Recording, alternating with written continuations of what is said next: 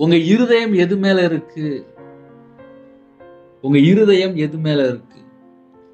சில குடும்பத்துல எப்படி இருப்பாங்கன்னா, நான் சொந்த வீடு கட்டிட்டேன், சொந்தமா கார் வாங்கிட்டேன், சொந்தமா இருக்கு, எல்லாமே எனக்கு சொந்தமா இருக்கு, சொந்தமா இருக்குன்னு சொல்லி, அத மட்டுமே பெருமையா பேசிட்டு இருப்பாங்க.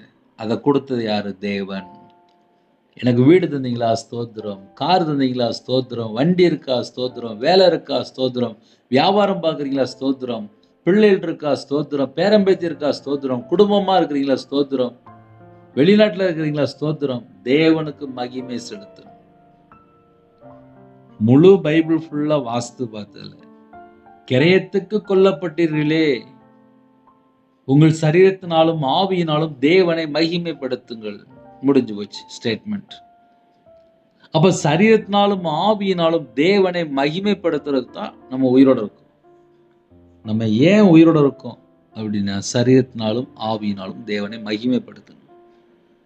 அவர் எல்லாரையும் நோக்கி, ஒருவன் என் பின்னே வர விரும்பினால் அவன் தன்னைத்தான் வெறுத்து தன் சிலுவையை அனுதினமும் எடுத்துக்கொண்டு என்னை பின்பற்ற கடவன்.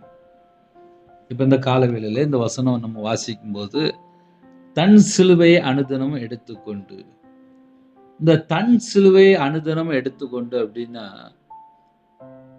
ஞானஸ்தானம் எடுக்கும்போது ரட்சிக்கப்பட்ட நாள்ல மனம் திரும்பி, நான் அந்த பாவத்தை செஞ்சுட்டேன், என் பாவத்தை மன்னிச்சிருங்க, நான் இனிமேல் கர்த்தருக்கு பிரியமில்லாமல் வாழ மாட்டேன்னு சொல்லி எத்தனையோ காரியத்துல போய் நம்ம தேவனுடைய சமூகத்துல போய் சொல்லியிருப்போம். அவர் நம்ம எல்லாருடைய பாவத்தையும் மன்னிச்சிருந்தாரு. நம்முடைய அக்கிரமம், நம்முடைய மீறுதல், தலைமுறை சாவு எல்லாவற்றையும் நீக்கிதாரு.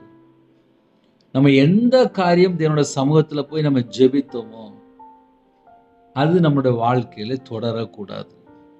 அதுதான் ரொம்ப முக்கியம். ஏன்னா மாம்சத்தினுடைய கிரியைகள் வெளியரங்கமா இருக்கின்றன.